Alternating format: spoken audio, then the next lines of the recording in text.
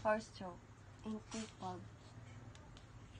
Yung intake valve is naka-open para yung air and fuel is pumasok dito sa may combustion chamber.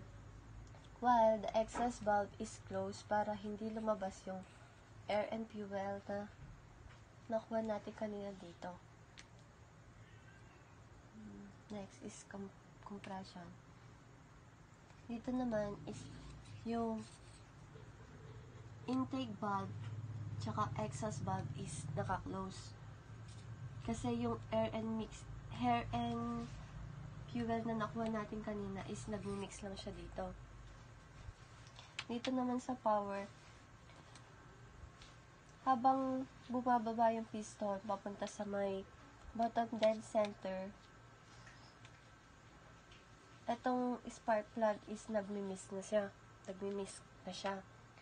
Tinatawag itong atmosphere pressure.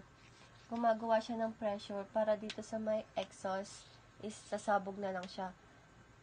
Dito naman sa may exhaust, habang tumataas tong piston papunta sa may top dead center, yung exhaust valve is naka-open na agad para lumabas yung usok sa may tambutso.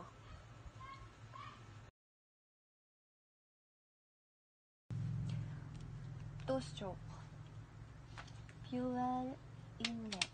Dito pumapasok yung gas papunta dito sa may baba ng piston, magkakalat lang siya dito. Then, the piston is going to bottom dead center. Yung gas naman is dadaan siya dito sa may transfer port papunta sa taas ng piston. Tapos, lalabas na siya dito sa may exhaust valve. Ulit-ulit lang siya. Diba, papasok siya dito sa may inlet. Kakalat siya dito sa baba ng piston. Pagkababa ng piston is dadaan naman siya dito sa may transport papunta dito sa taas. Tapos lalabas na siya dito sa may exhaust. O pala, itong two-stroke, hindi na kailangan lagyan ng oil kasi yung fuel na pinapasok dito is may halong oil na. Hindi kagaya ng 4-stroke is nilalagyan pa separately.